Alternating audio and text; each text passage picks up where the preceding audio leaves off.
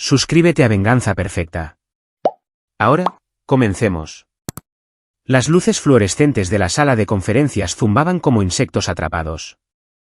Carlos Serrano estaba sentado frente a 3 clientes, observándolos discutir sobre las revisiones de los planos para la renovación de su hotel en el centro de la Ciudad de México.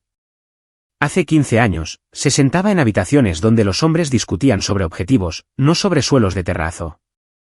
Donde los planos significaban vulnerabilidades estructurales, no elecciones estéticas. Señor Serrano, sus pensamientos sobre la altura del techo del vestíbulo. Carlos parpadeó, volviendo al presente. 5,5 metros. Cualquier cosa más baja se siente opresiva, golpeó el plano. Su huésped debe sentirse bienvenido. No contenido. Su teléfono vibró. Un mensaje de Diego. Saqué una A en el trabajo de historia. Gracias por ayudar con la investigación. Carlos sonrió. Estos momentos, esta normalidad, esto era por lo que se había alejado de la agencia. Por lo que entregó sus credenciales, enterró su pasado y aprendió a calcular muros de carga en lugar de puntos débiles del enemigo. Después de la reunión, su colega Mario Vargas lo interceptó en el ascensor. Copas el viernes. Juana quiere presentarte a su hermana otra vez. Estoy casado, Mario. ¿Sabes a qué me refiero? Karina es genial, pero ¿no te hace la vida imposible su viejo? Mario bajó la voz. Pablo Suárez, fiscal federal durante 30 años. Lo investigué. El tipo encerró a criminales serios. Jubilado ahora, dijo Carlos secamente. Sí, pero aún así debe ser raro tener ese tipo de suegro. ¿Alguna vez te interroga sobre tu pasado? Quiero decir, antes de la arquitectura, ¿qué eras exactamente? La expresión de Carlos permaneció neutral, una habilidad que lo había mantenido con vida en Sinaloa, en Bogotá, en lugares cuyos nombres aún eran clasificados. Trabajo de consultoría, contratos gubernamentales, cosas aburridas. Las puertas del ascensor se abrieron. Carlos entró solo. En casa, Diego estaba tumbado en el sofá, con el mando en la mano, algún juego de disparos parpadeando en la pantalla. A los 16 años, el chico tenía el cabello oscuro de Carlos y la aguda inteligencia de Karina. Carlos se había asegurado de que Diego creciera siendo blando. Sin escuela militar, sin entrenamiento de combate, sin preparación para la oscuridad, solo deportes, buenas notas, normalidad. Hola papá, mamá trabaja hasta tarde otra vez. Yo empezaré la cena. Carlos se dirigió a la cocina, luego se detuvo. Ese trabajo de historia, el de las técnicas de interrogatorio durante la Guerra Sucia. ¿Por qué ese tema? Diego se encogió de hombros sin apartar la vista de la pantalla. Solo parecía interesante. El señor Hernández dijo, deberían investigar algo inesperado. La mandíbula de Carlos se tensó. Jorge Hernández enseñaba en la escuela de Diego, pero el nombre venía con peso. El padre de Jorge, Marcos, había cumplido condena por un crimen que no cometió, procesado por Pablo Suárez hace 20 años. El caso había sido anulado finalmente, pero para entonces Marcos lo había perdido todo. El mundo es un pañuelo, o tal vez no tan pequeño. El timbre sonó a las 7. Carlos sabía quién era antes de abrir. Pablo Suárez estaba allí con su traje a medida. Daniela a su lado con esa sonrisa ensayada que nunca llegaba a sus ojos. Carlos. El apretón de manos de Pablo fue agresivo, probándolo. A los 68 años, el hombre todavía se comportaba como si fuera el dueño de cada habitación. Espero no estar molestando. Daniela quería ver a Karina, y pensé en ver cómo estaba mi nieto. Por supuesto. Pasen. Carlos se hizo a un lado, notando cómo Daniela se estremeció cuando la mano de Pablo tocó su espalda. Sutil.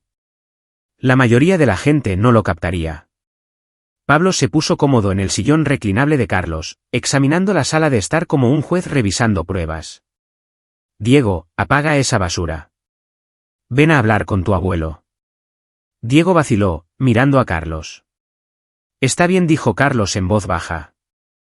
Mientras Diego se sentaba, Pablo se inclinó hacia adelante. 16 años. Deberías estar afuera construyendo algo, ensuciándote las manos, no pudriéndote frente a pantallas. Solo estaba. Estabas perdiendo el tiempo. La voz de Pablo tenía ese filo de fiscal. Cuando tenía tu edad, trabajaba de albañil los veranos. Aprendí lo que significaba el trabajo real. Tu padre entiende, ¿no es así, Carlos? Oh, espera.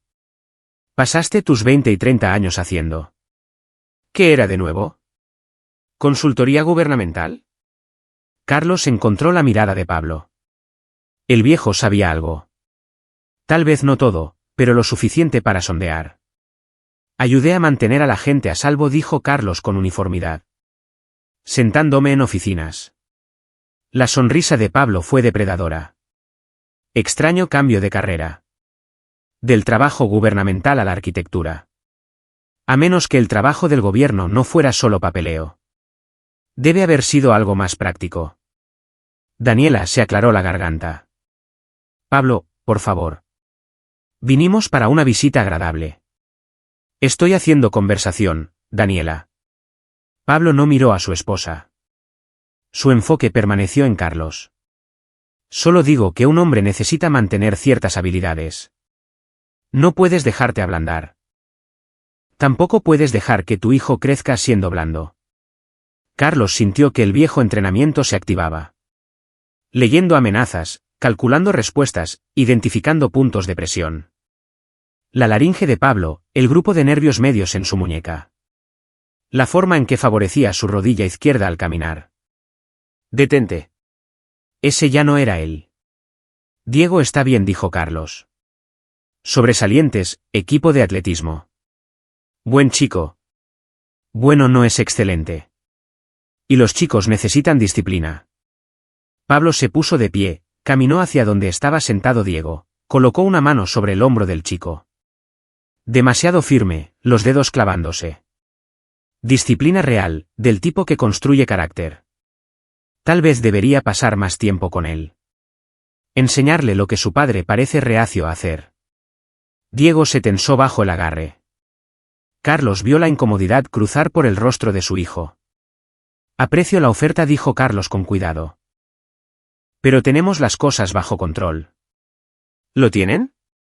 Pablo finalmente soltó el hombro de Diego. Porque desde donde estoy parado, has criado a un chico blando en un mundo duro. Eso es peligroso, Carlos. Lo convierte en un objetivo. Pablo. Daniela comenzó en voz baja. Silencio. La sola palabra la hizo encogerse. Años de condicionamiento. Carlos caminó hacia la puerta, la abrió. Creo que es hora de que ambos se vayan. Karina llegará a casa pronto, y tenemos que madrugar. La expresión de Pablo se oscureció. Por un momento, la máscara se deslizó y Carlos vio al hombre real debajo. Control, dominio, la necesidad de romper cualquier cosa que no se sometiera. Por supuesto, dijo Pablo suavemente, la máscara regresando. Pero Carlos, recuerda, los chicos necesitan hombres fuertes en sus vidas, no arquitectos. Hizo una pausa en la puerta. Estaré por aquí más a menudo. Por el bien de Diego. Después de que se fueron, Diego exhaló. El abuelo es intenso. Sí. Carlos cerró la puerta con llave, observó a través de la ventana cómo el Mercedes de Pablo se alejaba. Lo es. Escucha, si alguna vez te hace sentir incómodo. Está bien, papá. Es solo de la vieja escuela, ¿verdad? Carlos quería decir más, pero el coche de Karina entró en el camino de entrada. Entró luciendo exhausta, su uniforme de hospital arrugado por un turno de 12 horas. Tus padres estuvieron aquí, dijo Carlos. La luz en sus ojos se atenuó. ¿Qué tan mal? Pablo tiene ideas sobre pasar más tiempo con Diego. Karina se sentó pesadamente en el sofá. Él hace esto. Empuja los límites hasta que... Se apagó, pero Carlos sabía el resto hasta que consigue lo que quiere. Hasta que todos se doblegan. Esa noche, acostado junto a Karina, Carlos miró al techo. Su teléfono mostraba viejos contactos a los que no había llamado en años. Antonio Lima, Samuel Castro, otros que entendían lo que él había sido, lo que aún podía hacer si fuera necesario. No, esa vida había terminado. Pablo era solo un viejo dominante, manejable, contenible. Carlos cerró los ojos, sin saber que en 3 días se daría cuenta de cuán catastróficamente equivocada era esa evaluación.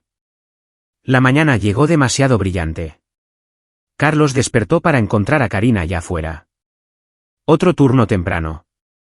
Diego estaba comiendo cereal, desplazándose por su teléfono con esa expresión vacante de adolescente. «Papá». El abuelo envió un mensaje. «¿Quiere que vaya el sábado?» «Ayudarlo con algún proyecto». Carlos sirvió café. «Ganando tiempo». «¿Qué tipo de proyecto?» «No sé, trabajo de jardín tal vez». Cada instinto gritaba rechazo, pero Carlos vio la trampa. Decir que no y Karina preguntaría por qué. Pablo lo posicionaría como que Carlos estaba siendo sobreprotector. Irrazonable. Y Carlos no tendría ninguna razón concreta más allá de un presentimiento. «Iré contigo». Carlos dijo eso. «Eso es un poco raro, papá. Tengo 16 años. Sígueme la corriente». Llegó el sábado. La casa de Pablo estaba en un vecindario de dinero viejo en Lomas de Chapultepec, del tipo donde cada césped estaba cuidado y cada vecino se ocupaba de sus propios asuntos. Mientras se acercaban, Carlos notó a Pablo observando desde la ventana. Daniela abrió la puerta, su sonrisa quebradiza. «Carlos, no sabía que te unirías. Pensé en ayudar». Carlos la siguió al interior, notando las flores frescas en la mesa, la cocina impecable, todo perfecto, todo controlado. Pablo apareció desde su estudio y algo parpadeó en su rostro cuando vio a Carlos. Molestia. Luego se suavizó. Se suponía que esto era tiempo de abuelo y nieto. «Solo involucrándome», dijo Carlos suavemente. El proyecto resultó ser organizar el garaje de Pablo. Claramente trabajo para mantenerlo ocupado. Carlos observó mientras Pablo dirigía a Diego. Sus órdenes agudas, su crítica constante. «Ahí no. ¿Estás ciego? Apílalos correctamente». Cuando tenía tu edad, entendía el razonamiento espacial básico. Diego se mordió el labio, obedeciendo. Las manos de Carlos se apretaron en puños, se relajaron, se apretaron de nuevo. Esto era una prueba psicológica. Pablo estaba sondeando reacciones, estableciendo dominio. Después de 1 hora, sonó el teléfono de Carlos. Su firma, una emergencia real en el sitio de un cliente. «Necesito encargarme de esto», dijo Carlos. «No tardaré». «Estaremos bien», dijo Pablo, esa sonrisa de nuevo. «¿No es así, Diego?» Carlos vaciló. Diego asintió. «Está bien, papá». La reunión alejó a Carlos durante 2 horas. Cuando regresó, Diego estaba callado en el coche. Demasiado callado. «¿Todo bien?» «Sí, pero...». Diego se frotó el brazo, y cuando se movió, hizo una mueca de dolor. «Déjame ver, papá». «Es nada». Carlos se detuvo, encendió la luz interior. El brazo de Diego mostraba moretones con forma de dedos. Frescos. «¿Qué pasó?» «Se me cayó una caja». El abuelo me agarró para evitar que se cayera. No es gran cosa. Pero Carlos conocía la fuerza de agarre. Conocía la diferencia entre atrapar a alguien y lastimarlo. Esto era lo último. «Diego, por favor no hagas un drama de esto. Mamá ya está estresada con el abuelo y fue solo un accidente». Carlos condujo a casa en silencio. La rabia se acumulaba bajo su superficie cuidadosamente mantenida. Esa noche yació despierto planeando confrontaciones, luego descartándolas. Cualquier acusación fracturaría a la familia de Karina. Pablo lo negaría, llamaría paranoico a Carlos, lo convertiría en el villano. Carlos necesitaba pruebas o necesitaba que Pablo se rebelara completamente. El lunes trajo una complicación. La firma de Carlos consiguió un contrato importante. Centro de convenciones en Monterrey. Se requería visita al sitio. Presentaciones, reuniones, 3 días mínimo. «No puedo irme ahora mismo», le dijo Carlos a Mario. «Eres el arquitecto principal. Te quieren a ti específicamente». Mario lo estudió. «¿Qué está pasando?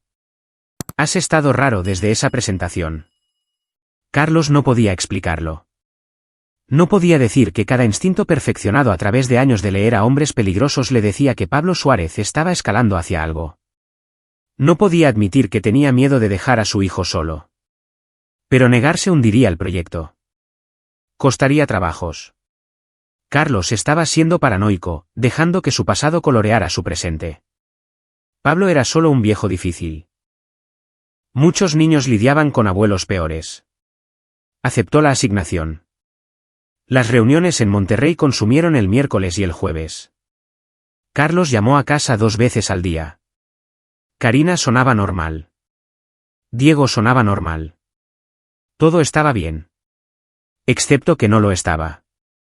Jueves por la noche, Carlos se despertó a las 3 de la madrugada en su habitación de hotel. Sin alarma, sin ruido. Solo esa sensación enfermiza desarrollada en lugares donde dormir demasiado profundamente significaba morir. Llamó a casa. Sin respuesta. Llamó al celular de Karina. Buzón de voz. Probablemente nada. Turno de noche. Teléfono en silencio. Pero Carlos ya estaba reservando el primer vuelo de regreso. Aterrizó el viernes al mediodía, condujo directamente a casa. La casa parecía normal, tranquila. Carlos abrió la puerta, y el mundo se inclinó. El olor lo golpeó primero. Cobre y sal. Sangre. No fresca, pero reciente. Su entrenamiento tomó el control instantáneamente. Sentidos amplificándose. Se movió a través de la sala de estar. Despejada. Comedor vacío. Cocer. Diego yacía en el suelo de baldosas. Carlos cayó de rodillas, sus manos revisando automáticamente los signos vitales incluso mientras su mente catalogaba las lesiones. Cara hinchada, ojo izquierdo casi cerrado. Labio partido. La forma en que Diego se sostenía las costillas sugería fracturas. Moretones defensivos en sus antebrazos. Marcas de cinturón a través de su espalda visibles a través de su camisa rota. El ojo bueno de Diego se abrió. Papá, apenas un susurro. Estoy aquí. Estoy aquí. ¿Qué? ¿Quién? El abuelo. Diego tosió. Hizo una mueca. ¿Vino? Dijo que mamá le pidió que me revisara. Le dije que estaba bien. Se enojó. Dijo que le falté al respeto. Que tú me hiciste débil. Que él arreglaría lo que tú fallaste en hacer. La puerta principal se cerró. La cabeza de Carlos se levantó de golpe. Pablo Suárez estaba allí, cinturón todavía en mano. Llegas temprano, Carlos. Casi complacido. Carlos se levantó lentamente. Cada músculo de su cuerpo se tensó. La parte de él que había estado inactiva durante 15 años. La parte que hacía llorar a terroristas. Que hacía que los jefes de los cárteles se entregaran a miembros de su familia. ¿Qué hacía que soldados entrenados se quebraran? Emergió como un tiburón subiendo desde aguas profundas. Me faltó al respeto, dijo Pablo conversacionalmente. Alguien necesitaba enseñarle el comportamiento adecuado ya que tú claramente no ibas a hacerlo. Karina, dijo Carlos, con la voz absolutamente nivelada. Lleva a Diego arriba. Cierra la puerta del dormitorio. Llama al 911 en exactamente 3 horas. No antes. Karina apareció desde el pasillo donde había estado congelada. Su rostro estaba pálido, en shock.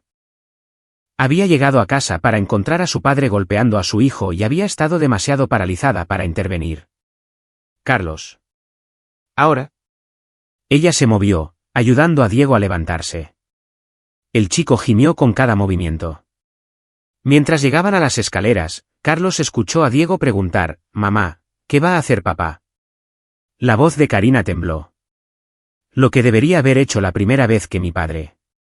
Me lastimó. La puerta del dormitorio se cerró. Bloqueada. Carlos caminó hacia la puerta principal. La cerró con llave. Corrió las cortinas. Se giró para enfrentar a Pablo, quien todavía estaba allí con esa arrogante certeza. No me asustas, dijo Pablo. Lo que sea que hicieras para el gobierno, ahora eres blando. 15 años jugando con planos. Ya no lo tienes. Carlos sonrió. No fue una sonrisa amable. Querías enseñarle a mi hijo una lección sobre fuerza, sobre respeto. Se movió más cerca, y por primera vez, algo parpadeó en los ojos de Pablo. Ahora es mi turno de enseñarte a ti. Pablo balanceó el cinturón. Carlos atrapó su muñeca a mitad del golpe, la torció. El cinturón cayó al suelo. Antes de que Pablo pudiera reaccionar, Carlos lo tenía en una llave de sumisión. No lo suficiente para dañar, solo lo suficiente para controlar, para demostrar el cambio en el poder. Esto es lo que va a pasar, dijo Carlos en voz baja. Su voz llevaba la misma calma que había usado en sitios negros, en salas de interrogatorio, en lugares que no existían en ningún mapa. Vas a aprender lo que se siente estar indefenso. Tener a alguien más grande y más fuerte imponiendo su voluntad sobre ti, suplicar y que tus súplicas sean ignoradas. Te haré arrestar. ¿Con qué evidencia? Atacaste a mi hijo en mi casa. Hay un rastro de sangre desde la cocina hasta aquí. Las lesiones de Diego hablan por sí mismas. Estoy defendiendo a mi familia. Carlos forzó a Pablo a sentarse en una silla, usó bridas de su taller para asegurarlo. Pablo luchó y Carlos lo dejó. Dejó que entendiera la inutilidad. ¿Sabes lo que realmente hice durante 15 años?, preguntó Carlos. Hice hablar a la gente. Gente entrenada para resistir la tortura. Gente que había sido endurecida por la guerra, por la ideología, por el odio. Y los rompí a todos. No solo a través de la violencia. Aunque aprendí cada punto de presión, cada posición de estrés, cada respuesta fisiológica al dolor. No, los rompí psicológicamente. Hice que quisieran contarme secretos. Hice que suplicaran cooperar. El rostro de Pablo se había puesto pálido. Estás loco. Querías al monstruo. Lo pinchaste, lo provocaste y empujaste hasta que lo despertaste. Carlos se inclinó cerca. La diferencia entre tú y yo. Yo me convertí en un monstruo para proteger a los inocentes.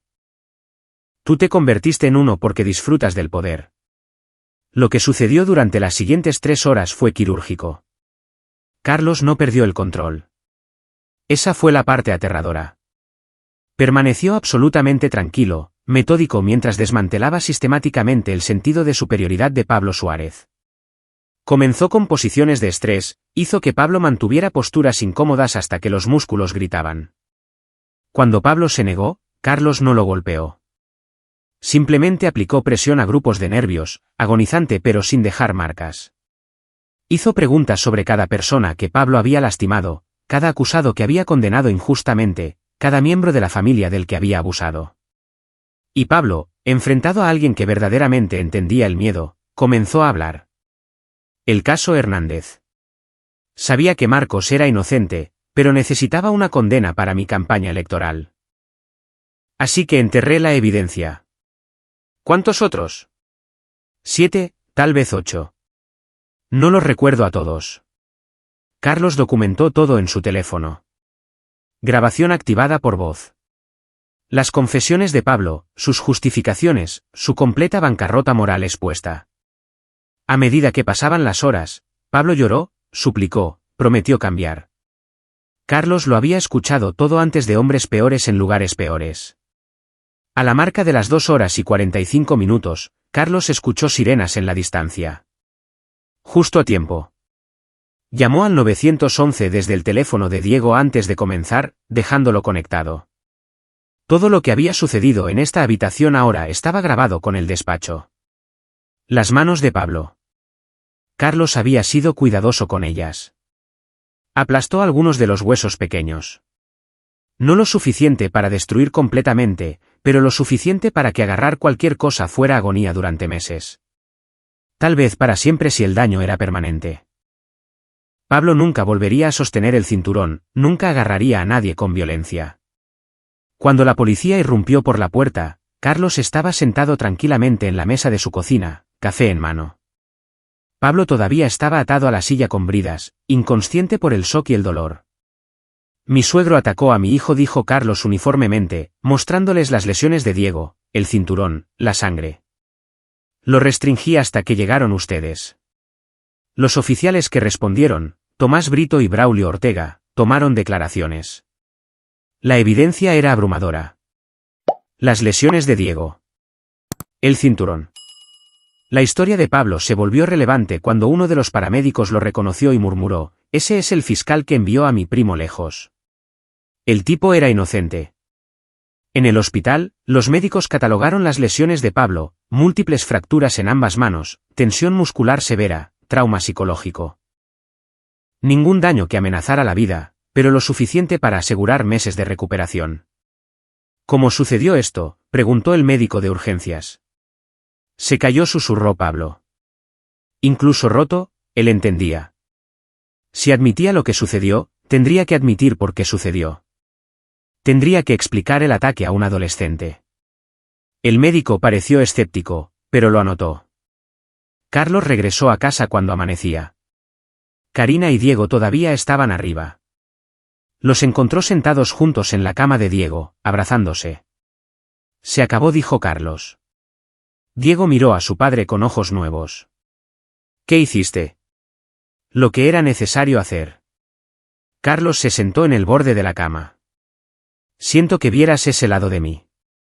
Siento que tuvieras que aprender que soy capaz de. Papá, la voz de Diego era firme a pesar del labio partido. Él me golpeó. Tú lo detuviste. Me protegiste. Karina tocó la cara de Carlos. Hace todos esos años, cuando nos conocimos y me dijiste que te habías alejado de algo oscuro para construir una vida mejor. Nunca entendí completamente, pero esta noche volviste a esa oscuridad para proteger a nuestro hijo. No me arrepiento. Carlos dijo, lo haría de nuevo. Afuera, el vecindario estaba despertando. Gente normal yendo a trabajos normales, inconsciente de que en esta casa, un depredador había sido detenido. Que un monstruo había sido necesario para derrotar a un monstruo. Carlos sabía que esto no había terminado. Pablo tenía recursos, conexiones. Tomaría represalias de alguna manera. Pero por ahora, su familia estaba a salvo. Y Carlos Serrano, exinterrogador de la agencia convertido en arquitecto, estaba preparado para hacer lo que fuera necesario para mantenerlo así. 3 días después del incidente, los detectives Jesús Flores y Gilberto Ochoa se sentaron en la sala de estar de Carlos. Flores tenía mediados de los 40 con los ojos cansados de alguien que había visto demasiado. Ochoa era más joven, más agudo, tomando notas de todo. Repasemos esto de nuevo, dijo Flores. Llegó a casa, encontró a su hijo golpeado, confrontó a su suegro y lo inmovilizó. Eso es correcto. Durante 3 horas. Quería asegurarme de que no pudiera dañar a nadie más antes de que llegara la policía. Ochoa levantó la vista de sus notas. Señor Serrano, Pablo Suárez tiene 17 fracturas en las manos. Daño nervioso severo. Está afirmando que usted lo torturó. Carlos sostuvo la mirada de Ochoa firmemente. Atacó a mi hijo de 16 años con un cinturón. Le partió las costillas, casi lo dejó ciego. Usé fuerza razonable para someter a un agresor en mi casa. ¿El señor Suárez va a presentar cargos? Bien. Ochoa intercambió miradas. Sus abogados le aconsejaron que no lo hiciera. Probablemente porque las lesiones de su hijo están bien documentadas y las leyes de defensa propia en este estado son permisivas. Además, agregó Flores, recostándose, pasamos el nombre de Pablo Suárez por el sistema. Historia interesante. Muchas condenas anuladas de su tiempo como fiscal. Algunas quejas de su personal de oficina sobre un ambiente de trabajo hostil. En su llamada al 911, el despacho grabó todo el altercado. Difícil alegar tortura cuando tenemos audio de usted defendiéndose. Carlos contaba con eso. La grabación del 911 capturó las amenazas de Pablo, su admisión de golpear a Diego, sus intentos de atacar a Carlos. Lo que no capturó claramente fueron los detalles específicos de lo que hizo Carlos. Posicionamiento cuidadoso y técnicas de interrogatorio precisas que dejaron evidencia mínima. Hablamos con su hijo, dijo Ochoa. Chico valiente. Declaración clara sobre lo que hizo su abuelo. También hablamos con su esposa. Ella corroboró todo. Flores se puso de pie. Así es como se desarrolla esto. Pablo Suárez cae por agresión grave a un menor. Usted recibe un pase en la fuerza excesiva porque legalmente estaba defendiendo su hogar y su familia. Pero señor Serrano hizo una pausa. Lo que sea que realmente hiciera en ese trabajo de consultoría gubernamental, manténgalo bajo llave. El abogado de Pablo está cavando. Y si encuentran munición, la usarán. Después de que los detectives se fueron, Carlos encontró a Karina en la cocina mirando a la nada. Sabía que mi padre era cruel, dijo en voz baja. Creciendo, él se detuvo, se recompuso. Hubo incidentes. Mi madre y yo aprendimos a evitar provocarlos. Pero pensé que con el tiempo, con los nietos, se había ablandado. Los abusadores no se ablandan. Solo encuentran nuevas víctimas. Cuando llegué a casa y vi a Diego en el suelo, vi a mi padre parado allí tan tranquilo, tan justo. Las manos de Karina temblaron. Parte de mí quería detenerte. Parte de mí quería ayudarte a lastimar lo peor. Carlos la atrajo cerca. No tienes que sentirte culpable por eso. Mi madre llamó. Quiere verte. Daniela Suárez llegó esa tarde luciendo más pequeña de alguna manera sin la presencia de Pablo dominando el espacio. Parecía casi translúcida. Estoy solicitando el divorcio, dijo sin preámbulos. Mi abogado dice que los cargos criminales de Pablo ayudarán a acelerar las cosas. Bien, dijo Karina. Los ojos de Daniela estaban rojos. Debería haberme ido hace años. Después de la primera vez que me golpeó o las veces que él. Miró a Karina. Tenías 12 años cuando me di cuenta de que te estaba haciendo lo mismo a ti. Me dije a mí misma que no era tan malo, que él proveía para nosotras, que nadie me creería contra un fiscal federal. Mamá.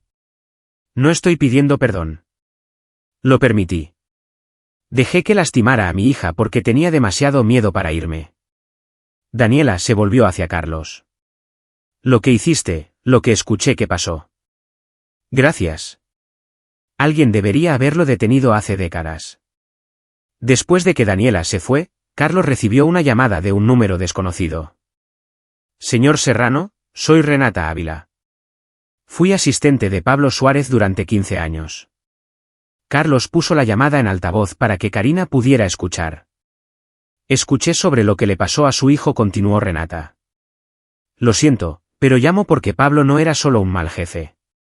Era corrupto. Tengo documentación, correos electrónicos, conversaciones grabadas, evidencia. Él procesó deliberadamente a personas inocentes. ¿Por qué no se presentó antes? ¿Miedo? Tenía conexiones en todas partes. Pero ahora que está acusado, ahora que es vulnerable, pensé que debería saberlo. En caso de que intente tomar represalias, tendrá ventaja. Carlos se reunió con Renata en una cafetería en el centro.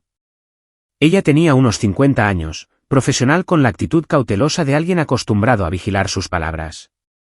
Deslizó una memoria USB sobre la mesa. 7 casos donde Pablo procesó a sabiendas a acusados inocentes. Enterraba evidencia exculpatoria, amenazaba a testigos, fabricaba testimonios, todo para mantener su tasa de condenas. Jesús, respiró Carlos, hojeando los archivos en su computadora portátil. Los nombres saltaron. Marcos Hernández, Antonio Lima, Samuel Castro, personas cuyas vidas Pablo había destruido para el avance de su carrera. ¿Por qué esos 7 específicamente? Eran vulnerables. Acusados pobres con defensores de oficio. Casos donde Pablo sabía que nadie cavaría demasiado profundo. La mandíbula de Renata se tensó. Traté de hablar una vez. Amenazó mi carrera, mi familia. Así que me quedé callada y documenté todo. Esperé el momento adecuado. Y ese momento es ahora. Él golpeó a un niño, su propio nieto. Ese es quien Pablo es realmente. Alguien que lastima a los vulnerables y lo llama fuerza. Cerró la computadora portátil. Úselo como necesite. Esa noche, Carlos se sentó con la memoria USB, contemplando su próximo movimiento. La evidencia podría destruir a Pablo completamente, terminar con su pensión, exponer su legado, potencialmente conducir a cargos criminales más allá de la agresión, pero también podría pintar un objetivo en la espalda de Carlos.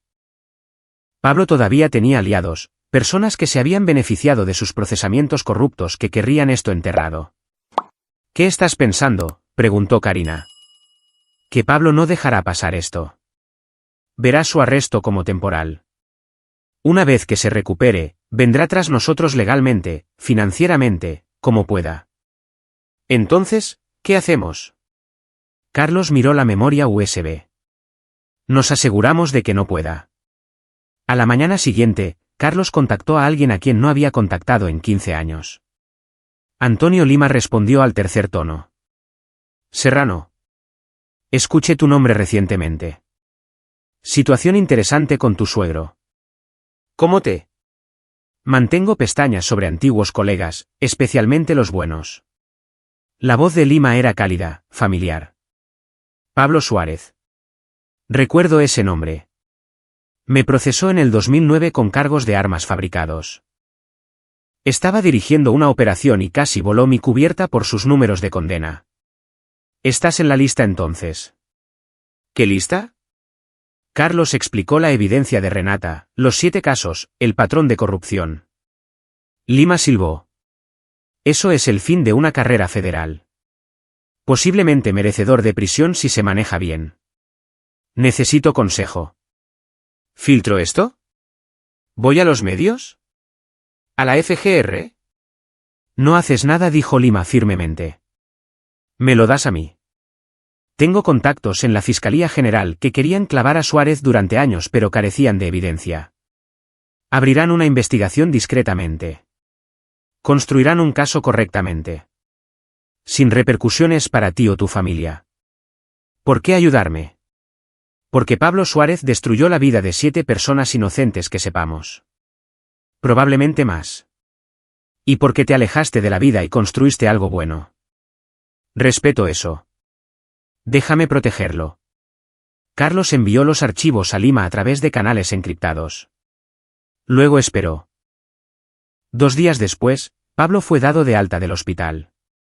Sus manos estaban enyesadas, su movimiento limitado, pero su furia era evidente. Dio una conferencia de prensa desde la oficina de su abogado. Carlos Serrano es un hombre peligroso, declaró Pablo a las cámaras de noticias locales.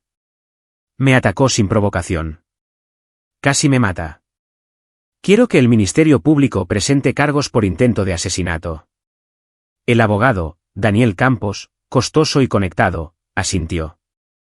Estamos explorando todas las opciones legales. Mi cliente es un exfiscal respetado que fue brutalmente agredido en la casa de su yerno.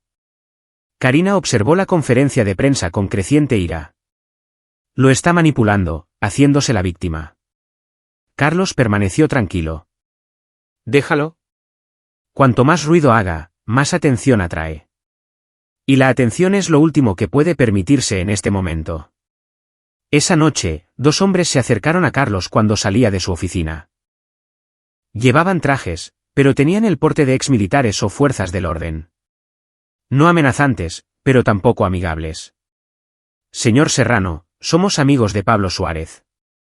Quería que le entregáramos un mensaje. Carlos los evaluó rápidamente. Ambos armados, fundas de hombro, diestros. Uno tenía manos de boxeador, el otro se movía como si hubiera hecho MMA. Peligroso si esto se volvía físico. Estoy escuchando. Retire los cargos. Convenza a su hijo de retractarse o las cosas se complicarán para su familia. Carlos inclinó la cabeza. Las cosas ya están complicadas. Mi hijo tiene costillas rotas. Mi suegro enfrenta cargos por delitos graves. Pero ya que están aquí, permítanme compartir algo de información. Sacó su teléfono. Les mostró una foto. Braulio Ortega, tú a la izquierda. Ex policía, despedido por fuerza excesiva. Ahora haces trabajo de intimidación freelance. Deslizó a la siguiente foto. Y Tomás Brito, consultor de seguridad. Currículum interesante. 3 quejas de violencia doméstica que fueron enterradas. Ambos hombres se tensaron. Antes de que pregunten cómo sé esto, entiendan que pasé 15 años aprendiendo a encontrar los secretos de las personas. Cada persona tiene vulnerabilidades. Las suyas están bien documentadas. Carlos guardó su teléfono. Así que aquí está mi mensaje para Pablo. Si alguien en mi familia recibe aunque sea una multa de estacionamiento que huela sospechosa, libero todo lo que tengo sobre él y todos los conectados a él. ¿Estamos claros? Ortega y Brito intercambiaron miradas. Vinieron esperando a un arquitecto civil. Encontraron algo más completamente. Cristalino, murmuró Ortega. Se fueron. Carlos esperó hasta que se hubieron ido antes de que su mano temblara. Los viejos instintos todavía estaban allí, tan agudos como siempre. Pero usarlos se sentía como ponerse ropa que ya no le quedaba. Funcional, pero incorrecta. Llamó a Karina. Necesitamos hablar sobre seguridad. Pablo está escalando. Instalaron un sistema de seguridad en el hogar esa noche. Cámaras, sensores de movimiento. Carlos también contactó a Samuel Castro, otro antiguo colega que ahora dirigía una firma de seguridad privada. «Puedo tener a alguien vigilando tu casa dentro de una hora», ofreció Samuel. Discreto, profesional, solo por unas semanas hasta que esto se asiente. Carlos, tipos como Suárez no se asientan. Se atrincheran. Lo sabes. Carlos lo sabía. Por eso su siguiente llamada fue a Jorge Hernández, el profesor de historia de Diego. Señor Hernández, soy Carlos Serrano. El padre de Diego. Necesito preguntarle sobre el caso de su padre. El que procesó Pablo Suárez. Hubo una larga pausa. ¿Por qué? Porque tengo pruebas de que su padre era inocente. Y voy a asegurarme de que todos sepan lo que Pablo Suárez realmente es. Jorge Hernández se reunió con Carlos en un bar tranquilo en el centro. Estaba en sus 40 años, cargando el peso de un nombre que había sido arrastrado por el barro. Mi padre murió en prisión, dijo Jorge sin preámbulos, ataque al corazón a los 53. Entró inocente, salió en un ataúd. Pablo Suárez lo mató tan seguramente como si hubiera apretado un gatillo. Carlos deslizó una carpeta sobre la mesa. Pruebas. Evidencia que fue enterrada durante el juicio. Declaraciones de testigos que nunca fueron reveladas. ¿Todo? Jorge leyó los documentos. Manos temblando. ¿Cómo conseguiste esto? Alguien que trabajó para Pablo guardó registros. Alguien con conciencia. ¿Y estás compartiendo esto conmigo por qué? Porque Pablo atacó a mi hijo y porque creo en equilibrar la balanza. Carlos se inclinó hacia adelante. Le estoy dando la misma evidencia a otras 6 familias. Personas que Pablo destruyó. Cuando esto se haga público, no serán solo cargos de agresión. Será un patrón de corrupción que abarca décadas. Jorge cerró la carpeta con cuidado. ¿Qué necesitas de mí? Ayuda para coordinar con las otras víctimas, creando un frente unificado, asegurándose de que Pablo no pueda aislar o silenciar a nadie. Considéralo hecho. Jorge extendió su mano. Gracias por mi padre, por todos nosotros. Durante la siguiente semana, Carlos contactó discretamente a las otras 6 familias de la lista de Renata. Cada reunión fue similar. Shock, ira, gratitud. Cada familia había sufrido debido a la ambición de Pablo. Años perdidos, dinero perdido, vidas perdidas. Para el viernes, tenían una coalición. 8 familias listas para hacerlo público. Jorge Hernández organizó una conferencia de prensa para el lunes siguiente. Pero Pablo no estaba inactivo. Su abogado presentó una demanda civil contra Carlos por 100 millones de pesos en daños, solicitudes de orden de restricción, desafíos de custodia, argumentando que Carlos era peligroso y no debería estar cerca de Diego sin supervisión. Es todo humo, explicó el abogado de Carlos, Mario Vargas, cuya esposa era la que quería presentarlo. No, Mario era el colega. Está tratando de enterrarte en costos legales.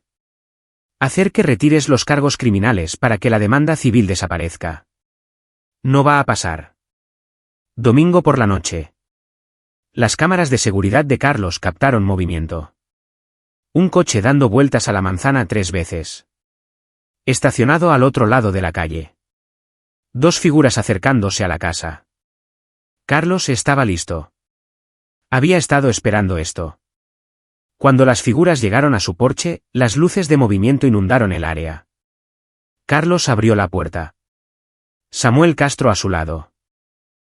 Eran Ortega y Brito de nuevo, pero esta vez parecían nerviosos. Hemos terminado, dijo Ortega rápidamente. Pablo no puede pagarnos lo que prometió. Y se dice que la FGR está husmeando en sus viejos casos. Estamos fuera. Movimiento inteligente, dijo Carlos. Después de que se fueron, Samuel se rió entre dientes. Eso fue anticlimático. Pablo está perdiendo su estructura de soporte. El dinero se ajusta cuando las facturas legales se acumulan. Los asociados abandonan el barco cuando comienzan las investigaciones federales. ¿Planeaste esto? Aprendí de los mejores. Cortar recursos. Aislar el objetivo. Aplicar presión hasta que se rompan. El lunes por la mañana trajo la conferencia de prensa. Jorge Hernández se paró en un podio. Otras 7 familias a su lado. Contaron sus historias. Vidas destruidas por la corrupción de Pablo Suárez.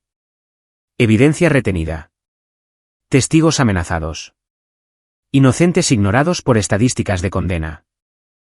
Las noticias locales lo cubrieron. Luego las regionales.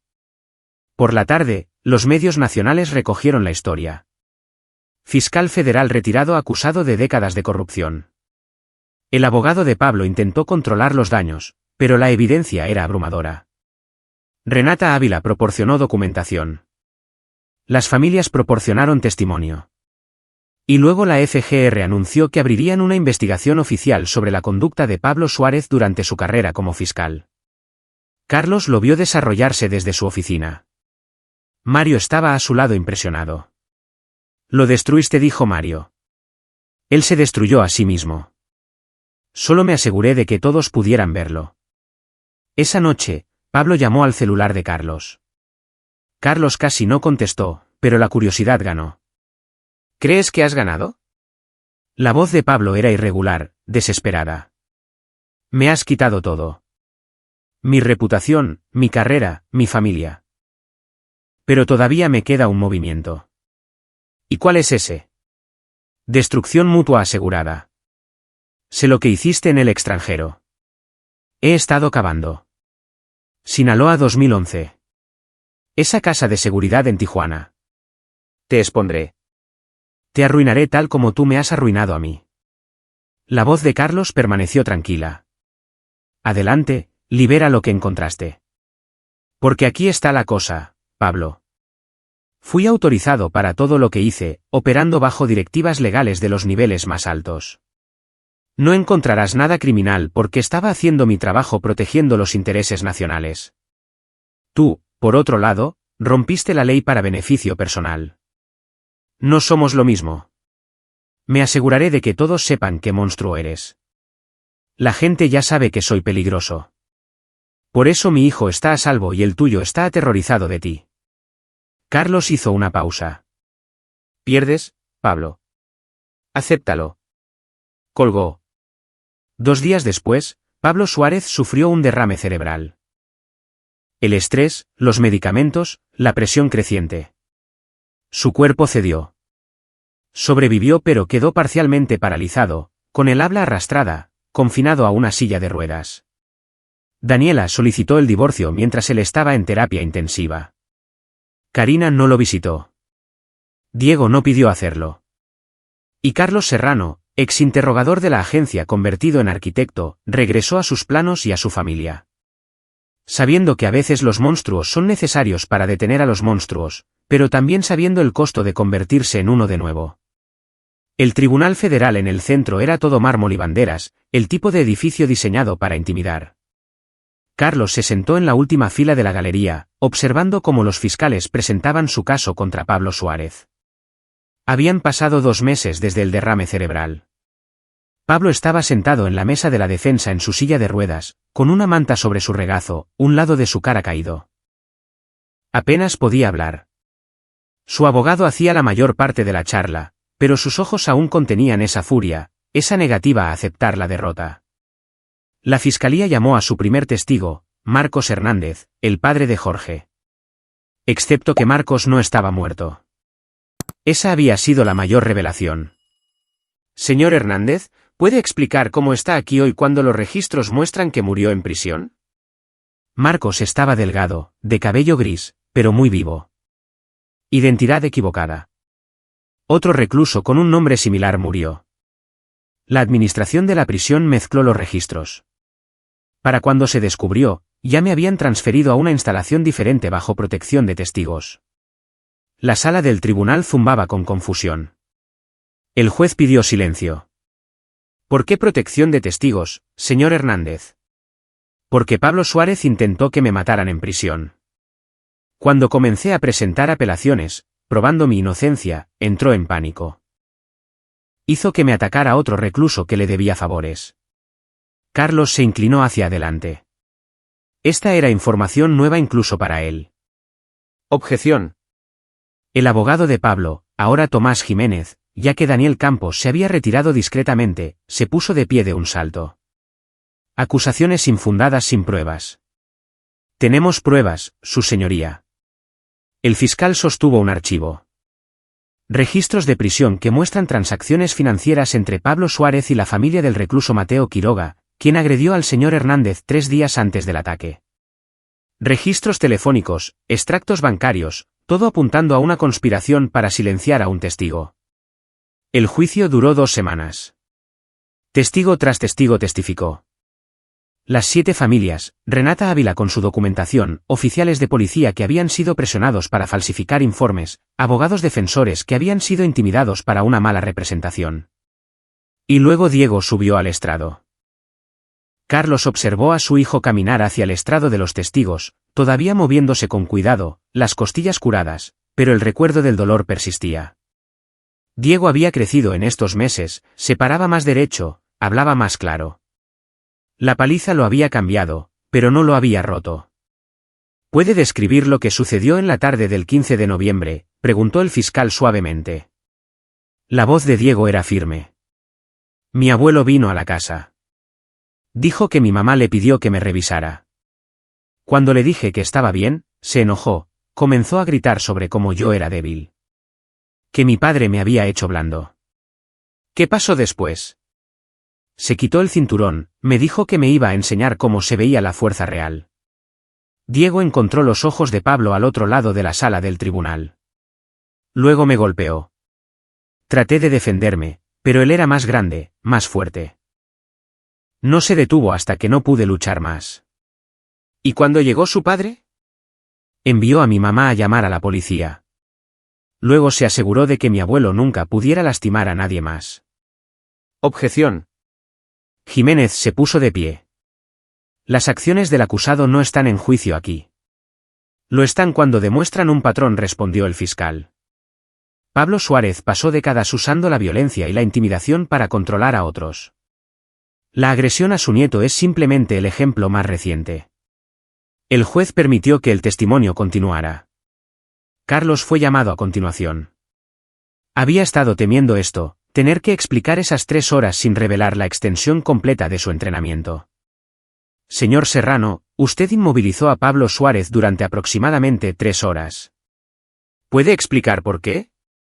Quería asegurarme de que no pudiera dañar a mi hijo más o escapar antes de que llegara la policía. Usé la fuerza mínima necesaria para mantenerlo contenido. Los informes médicos muestran 17 fracturas en las manos del señor Suárez. ¿Cómo explica eso? Carlos encontró los ojos del fiscal. Habían ensayado esto. El señor Suárez estaba violento, agresivo. Intentó atacarme varias veces. Durante una lucha, me defendí y él se lesionó la mano contra los muebles. Era una mentira. Todos en la sala del tribunal probablemente sabían que era una mentira. Pero legalmente, era defendible.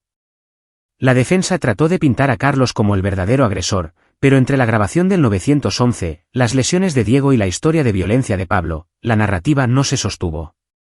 ¿No es cierto, señor Serrano, que tiene un entrenamiento extenso en técnicas de interrogatorio y tortura? Trabajé para el gobierno en capacidad de inteligencia. Mi trabajo es clasificado. Pero usó esas técnicas en mi cliente.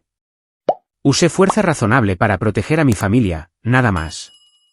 Después de 2 semanas de testimonio, el jurado deliberó durante 6 horas. Regresaron con veredictos de culpabilidad en todos los cargos. 7 cargos de mala conducta procesal, conspiración para obstruir la justicia, manipulación de testigos y la agresión a Diego, agresión grave y lesiones a un menor. El juez fijó la sentencia para el mes siguiente. Pablo fue liberado bajo fianza debido a su condición médica, pero confinado a arresto domiciliario con monitoreo electrónico. Carlos sabía que Daniela ya se había mudado, presentando papeleo para asegurarse de que no obtendría nada de él en el divorcio. 3 semanas después, Carlos recibió una visita inesperada en su oficina. Una mujer mayor, vestida profesionalmente, con ojos amables. Señor Serrano, soy Sara Fuentes. Fui una de las víctimas de Pablo Suárez. Caso de 1998. Carlos la invitó a pasar, ofreció café. Quería agradecerle, dijo Sara, por exponerlo. Pasé 5 años en prisión por un crimen que no cometí. Perdí a mis hijos, mi carrera, mi vida. Cuando salí, traté de reconstruir, pero la condena me siguió a todas partes. Lamento que le haya pasado eso. No fue su culpa. Pero sus acciones, recolectar la evidencia, organizar a las familias, enfrentarse a él. Nos dio a todos una justicia que nunca pensamos ver. Hizo una pausa. También quería advertirle. Pablo tiene amigos, personas que se beneficiaron de su corrupción. El juez Evaristo López, el detective José Mata, otros que están nerviosos por lo que podría salir si Pablo decide hablar. ¿Cree que vendrán por mí? Creo que intentarán desacreditarlo. Hacer que el juicio sea sobre usted en lugar de Pablo. Sara se inclinó hacia adelante. Tenga cuidado. La victoria no es final hasta que se haga la sentencia. Ella tenía razón al advertirle. Esa semana, comenzaron a aparecer historias en los medios locales. Operativo reformado de la agencia o vigilante peligroso. Artículos cuestionando el pasado de Carlos. Fuentes anónimas afirmando que había cometido crímenes de guerra, sugiriendo que su ataque a Pablo fue no provocado, excesivo. Carlos reconoció la campaña por lo que era. Asesinato de carácter coordinado por los aliados restantes de Pablo. El juez López tenía conexiones con varios medios de noticias. El detective Mata había alimentado historias a reporteros de crímenes durante años. Mario confrontó a Carlos en la oficina. ¿Estas historias son ciertas? ¿Hiciste las cosas que insinúan? Hice cosas de las que no estoy orgulloso. Al servicio de mi país, bajo autoridad legal, pero nada criminal. Están tratando de hacerme parecer el malo porque no pueden defender las acciones de Pablo. Así que atacan al mensajero. Carlos decidió adelantarse a la narrativa. Dio una entrevista a un medio de noticias nacional cuidadosamente elaborada con su abogado presente. Señor Serrano, estos informes afirman que torturó a su suegro. ¿Cuál es su respuesta? Defendí a mi hijo que fue golpeado casi hasta la muerte por un hombre que pasó décadas abusando de su poder. ¿Fui agresivo al inmovilizarlo? Sí. Usé mi entrenamiento para asegurarme de que no pudiera lastimar a nadie más. Absolutamente. ¿Lo haría de nuevo para proteger a mi familia? Sin dudarlo. ¿Y su experiencia en la agencia? Serví a mi país en circunstancias difíciles. Seguí la ley y mi conciencia. Cuando sentí que ese trabajo estaba comprometiendo mis valores, me fui y construí una vida diferente. Pero no me arrepiento de usar mis habilidades para proteger a un niño inocente. La entrevista resonó. La opinión pública, que había estado vacilando, volvió a favor de Carlos. Los padres especialmente conectaron con la idea de hacer lo que fuera necesario para proteger a sus hijos. El juez López y el detective Mata se retiraron, dándose cuenta de que su campaña estaba resultando contraproducente. El día de la sentencia llegó. La sala del tribunal estaba llena. Víctimas, familias, medios, observadores curiosos. Pablo estaba sentado en su silla de ruedas luciendo disminuido. El derrame cerebral lo había envejecido décadas. El juez, no López, sino un jurista imparcial traído de otro distrito, revisó el caso a fondo antes de hablar. Pablo Suárez pasó 30 años en una posición de confianza y autoridad. Se suponía que debía buscar justicia, proteger a los inocentes, defender la ley. En cambio, pervirtió cada principio que juró defender. Destruyó vidas para beneficio personal. Silenció testigos, enterró evidencia y usó su poder para intimidar a cualquiera que lo desafiara. Pablo miraba al frente, inexpresivo. Su agresión a su propio nieto demuestra que su abuso de poder no se limitaba a su sala del tribunal. Es quien ustedes, un hombre que cree que la fuerza hace el derecho, que ve la compasión como debilidad, que inflige dolor sin remordimiento. El juez hizo una pausa. He leído las declaraciones de impacto de las víctimas. 8 personas cuyas vidas arruinó, familias destrozadas, años robados, y cuando finalmente fue confrontado, no mostró remordimiento. Solo ira porque ha sido atrapado. En los 7 cargos de mala conducta procesal, 15 años de prisión federal consecutivos. En los cargos de conspiración, 5 años consecutivos. En los cargos de agresión, 5 años consecutivos. Sentencia total, 25 años en prisión federal. Dada su edad y salud, esto es efectivamente una cadena perpetua. Un murmullo corrió por la sala del tribunal. El abogado de Pablo comenzó a objetar, pero Pablo lo apartó con su mano sana. Adicionalmente, queda inhabilitado permanentemente. Su pensión es revocada y pagará restitución a sus víctimas, totalizando 60 millones de pesos. El mazo cayó. Pablo fue sacado de la sala del tribunal en silla de ruedas, y por un momento, sus ojos se encontraron con los de Carlos.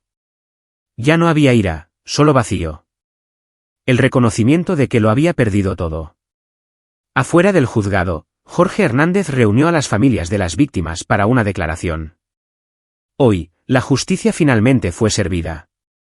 No porque el sistema funcionara. El sistema nos falló durante décadas. La justicia llegó porque un hombre, Carlos Serrano, se negó a dejar que el poder y la corrupción quedaran sin desafío. Estamos agradecidos con él y su familia por su coraje. Los reporteros intentaron que Carlos comentara, pero él simplemente negó con la cabeza y se fue. Esa noche, Carlos se sentó con Karina y Diego en su sala de estar. Las cámaras de seguridad todavía estaban funcionando. Carlos había decidido mantenerlas permanentemente. La confianza se ganaba lentamente, se perdía rápidamente. ¿Realmente se acabó?, preguntó Diego. Carlos consideró mentir, ofreciendo falso consuelo. Pero su hijo merecía honestidad. El caso criminal se acabó. Pablo morirá en prisión, pero podría haber demandas civiles, apelaciones, gente enojada porque expusimos la corrupción. Nos mantenemos vigilantes. Puedo manejarlo vigilante, dijo Diego. Tú me enseñaste eso. Karina apretó la mano de Carlos. Hablé con mi madre hoy. Se muda a Mérida. Un nuevo comienzo. Dijo que te dijera gracias. ¿Por qué? Por ser el hombre que nos protegió cuando ella no pudo. Más tarde esa noche, mientras Karina dormía, Carlos se paró en la ventana mirando la calle tranquila. Su teléfono vibró. Un mensaje de Antonio Lima. Escuché sobre la sentencia. Bien hecho. También escuché que algunos de los amigos de Pablo están haciendo ruido. ¿Quieres que lo investigue? Carlos escribió de vuelta, no, he terminado con ese mundo, pero gracias por la oferta. ¿Estás seguro? Las viejas habilidades no se desvanecen. Podrías necesitarlas de nuevo. Carlos miró su reflejo en la ventana, vio al hombre en el que se había convertido, el hombre que había sido, la incómoda coexistencia de ambos. Estoy seguro. Conseguí lo que necesitaba. Mi familia está a salvo. Eso es suficiente. Pero incluso mientras lo escribía, Carlos sabía que no era completamente cierto. Parte de él había disfrutado la caza. La estrategia, la satisfacción de ver desmoronarse el imperio de Pablo. Esa oscuridad a la que Antonio se refería no se había ido, solo estaba contenida. Y eso lo asustaba más que cualquier amenaza externa. Borró el hilo de mensajes y se fue a la cama. 6 meses después, la vida había encontrado un nuevo y extraño ritmo. Diego estaba prosperando. El trauma había sido procesado a través de terapia, canalizado en fuerza. Había comenzado jiu-jitsu brasileño por sugerencia de Carlos, aprendiendo a defenderse no a través de la violencia, sino a través de la técnica y el control. Carlos observaba desde las líneas laterales del gimnasio mientras Diego entrenaba con otro estudiante, un chico llamado René, coincidentemente, que tenía buenos instintos pero mala disciplina. Tu hijo es un natural, comentó el instructor, el hijo de José Mata, irónicamente, quien se había distanciado de la corrupción de su padre. Paciente, estratégico, no deja que la emoción impulse sus elecciones. Lo aprendió de la manera difícil, dijo Carlos. En el trabajo, la firma había conseguido el proyecto del Centro de Convenciones de Monterrey. Retrasado pero no descarrilado por el juicio. Carlos se volcó en él, encontrando paz en líneas limpias e integridad estructural, creando en lugar de destruir, pero el pasado tenía una forma de volver a arrastrarse. Comenzó con una carta reenviada desde la prisión donde Pablo estaba detenido. Carlos casi la tira sin abrir, pero la curiosidad ganó. La letra era temblorosa, afectada por el derrame cerebral. Carlos, has ganado. Estoy aquí hasta que muera. Sin libertad condicional, sin apelaciones que tengan éxito. Mi nombre es sinónimo de corrupción. Mi legado está destruido. Pero quiero que entiendas algo. Cuando golpeé a Diego, no se trataba de disciplina o fuerza. Se trataba de ti. Necesitaba ver si el hombre que se alejó del poder todavía podía acceder a él cuando lo empujaban. Necesitaba saber si todavía eras el operativo del que todos susurraban o si te habías vuelto verdaderamente blando. Probaste que no lo habías hecho. Y al hacerlo, probaste mi punto. Que la fuerza real, requiere la voluntad de hacer cosas terribles. Me destruiste usando la misma crueldad que yo usé para destruir a otros. No somos tan diferentes, tú y yo. Sospecho que piensas en eso a veces. Sobre lo fácil que volviste a los viejos métodos. Lo natural que se sintió. Como parte de ti lo disfrutó. Puedes decirte a ti mismo que lo hiciste por Diego, por justicia, por todas mis víctimas. Pero ambos sabemos la verdad. Lo hiciste porque podías. Porque el monstruo nunca se fue realmente. Solo fingiste que lo hizo. Espero que te persiga como me persiguió a mí. Pablo Carlos leyó la carta 2 veces, luego la quemó en el fregadero, observó el papel rizarse y ennegrecerse, pero las palabras persistieron. Esa noche, Karina lo encontró en el garaje trabajando en una casa para pájaros de todas las cosas. Cortes metódicos, ángulos precisos, construyendo algo pequeño e inofensivo. ¿Estás bien? Pablo envió una carta desde la prisión. ¿Qué decía? Carlos dejó la sierra. Que no soy diferente a él. Que soy un monstruo fingiendo ser normal. Karina se sentó a su lado. ¿Me estás preguntando si eso es cierto? Tal vez. Ella tomó su mano, examinando los callos. Manos que habían construido hogares y roto huesos. Gentiles y letales, dependiendo del contexto. La diferencia entre tú y mi padre, dijo Karina lentamente, es que él lastimaba a la gente para sentirse poderoso. Tú lo lastimaste para evitar que lastimara a otros. La intención importa. El contexto importa. ¿Lo hace? Todavía lo disfruté. Verlo romperse sabiendo que tenía ese control. Por supuesto que lo hiciste. Aterrorizó a tu familia. Aterrorizó mi infancia. Aterrorizó a sus víctimas. Querer que sufriera por eso no es monstruoso. Es humano. Apretó su mano.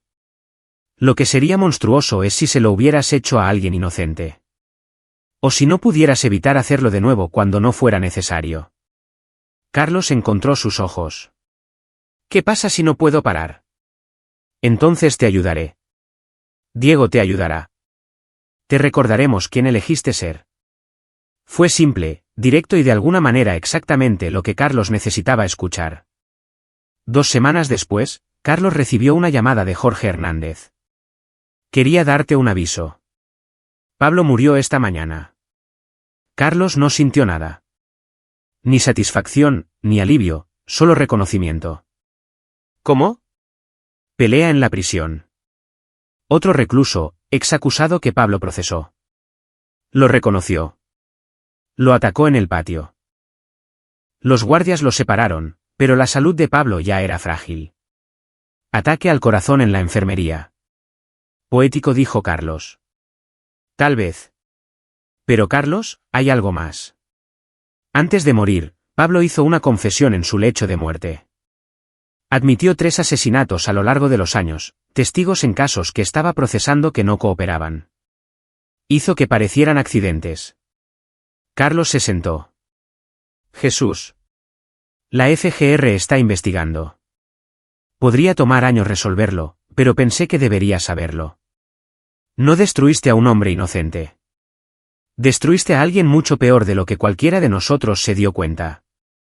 Después de la llamada, Carlos le contó a Karina.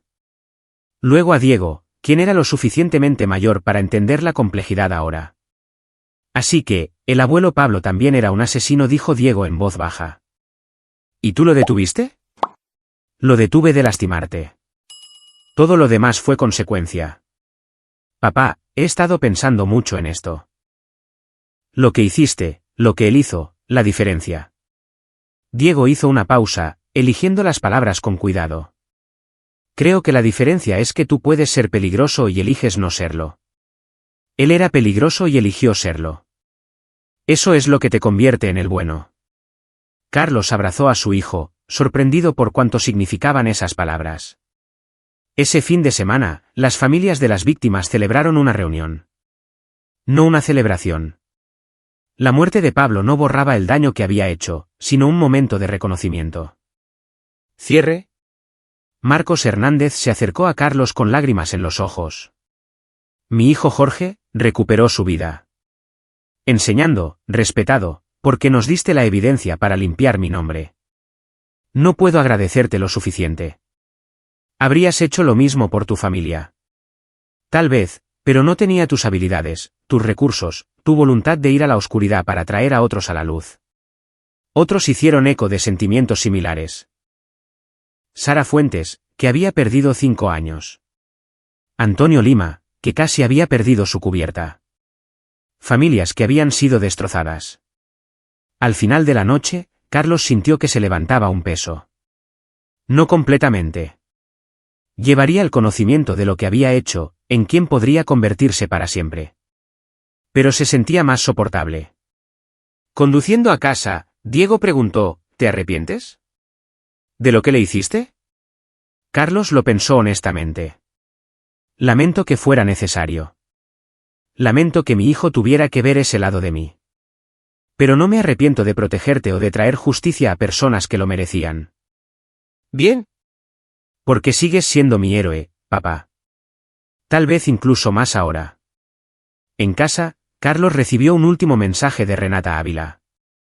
Pensé que debería saber que la evidencia que me dio ha abierto varias otras investigaciones. La corrupción de Pablo era más profunda de lo que nadie se dio cuenta. Ha ayudado a más personas de las que sabe. Gracias por tener el coraje de actuar cuando otros no lo harían. Carlos borró el mensaje y guardó su teléfono. Esa noche, soñó con salas de interrogatorio y planos de violencia y creación entrelazados. Cuando despertó, Karina estaba a su lado, Diego a salvo en la habitación de al lado y la luz del sol entraba por ventanas que ya no necesitaban cámaras de seguridad adicionales. El monstruo todavía estaba allí, siempre estaría allí, pero estaba enjaulado, controlado y solo se liberaba cuando era absolutamente necesario. Carlos Serrano había hecho las paces con ser tanto el arquitecto como el interrogador. El padre gentil y el protector despiadado, el hombre que se había alejado de la oscuridad y el hombre que se sumergiría de nuevo en ella para salvar a sus seres queridos. Y en esa aceptación, encontró algo parecido a la paz. 3 meses después, la escuela de Diego celebró un evento de padres e hijos. Carlos observó a su hijo reír con amigos, confiado y completo. Observó a otros padres, Jorge Hernández entre ellos, interactuar con sus hijos. Lo hiciste bien, dijo Jorge en voz baja, de pie junto a Carlos, con Diego, con todo ello. Solo traté de ser lo que él necesitaba. Eso es todo lo que cualquiera de nosotros puede hacer. En el camino a casa, Diego se volvió hacia Carlos. Papá, si algo así sucediera de nuevo, alguien amenazando a nuestra familia, ¿harías lo mismo? Carlos encontró los ojos de su hijo en el espejo retrovisor. No vio miedo allí, sino curiosidad. Entendimiento. Sin dudarlo, Carlos dijo, siempre te protegeré por cualquier medio necesario. Diego asintió, satisfecho. Bien, porque yo también te protejo. Me enseñaste que la fuerza no se trata de lastimar a la gente.